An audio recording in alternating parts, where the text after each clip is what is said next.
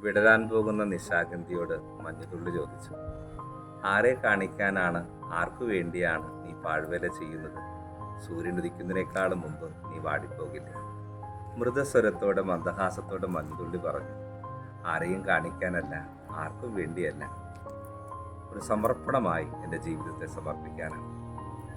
ജപമാല മണികളിൽ ഓരോ മണികൾക്കിടയിലും കൂട്ടിക്കൂട്ടി യോജിപ്പിക്കുന്ന ആ ജപമാല മണികളിലെ മുത്തുകളെയൊക്കെ ബലപ്പെടുത്തി നിൽക്കുന്ന ഒരു കൂട്ടിപ്പിടുത്തമുണ്ട്.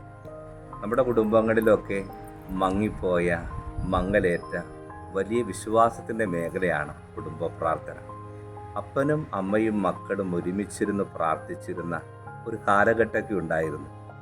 അപ്പൻ ആദ്യത്തെ രഹസ്യം, അമ്മ രണ്ടാമത്തെ രഹസ്യം, മക്കളൊക്കെ 3, 4, 5 രഹസ്യങ്ങളിലൊക്കെ മുട്ടുമ്പോൾ നിന്ന് കുടുംബത്തെ കൂട്ടിപ്പിടിച്ച് കുടുംബത്തിന് വേണ്ടി പ്രാർത്ഥിച്ചിരുന്ന ഒരു കാലഘട്ടം. നമ്മുടെ ജീവിതത്തിലൊക്കെ പണ്ട് പറയും, സ്കൂളിൽ പഠിക്കുമ്പോൾ ഓട്ടക്കാരനായിരുന്നു, നന്നായി പഠിക്കുമായിരുന്നു, പല പല മേഖല കഴിവുണ്ടായി, ഇപ്പോൾ പ്രായമായി എന്നൊക്കെ പറഞ്ഞ് പലതും മാറ്റി മാറ്റി പറയും. പണ്ടൊക്കെ അങ്ങനെയായിരുന്നു. നമ്മുടെ കുടുംബജീവിതത്തിലൊക്കെ ഒരു നാട് മുമ്പൊക്കെ എന്നും സായം സന്ധ്യയിൽ കുരിശുമണി അടിക്കുമ്പോൾ വലിയ അനുഗ്രഹത്തിൻ്റെ കൃപയുടെ നിമിഷമായിരുന്നു നമ്മുടെ കുടുംബത്തിലെ കുടുംബ പ്രാർത്ഥന, ജപമാല പ്രാർത്ഥന.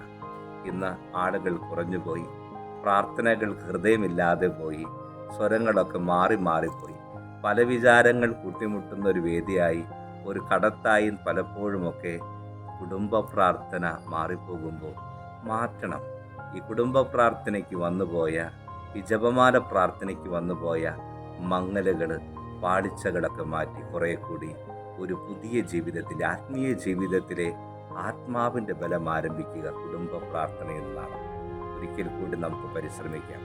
ഒക്ടോബർ മാസത്തിൽ ജപമാല മണികളിൽ കുടുംബത്തെ കൂട്ടിക്കെട്ടാൻ, കുടുംബ ബന്ധങ്ങളുടെ ഊഷ്മളത കുടുംബത്തിൻ്റെ അകത്ത് ഒരു സുഗന്ധ കൂട്ടുപോലെ നിറഞ്ഞു നിൽക്കാൻ ദൈവം നമ്മുടെയും ഒരുമിച്ച് പ്രാർത്ഥിക്കുന്ന എല്ലാ കുടുംബങ്ങളെയും, എടുക്കുന്ന തീരുമാനങ്ങളെയും സമൃദ്ധമായി അനുഗ്രഹിക്കട്ടെ.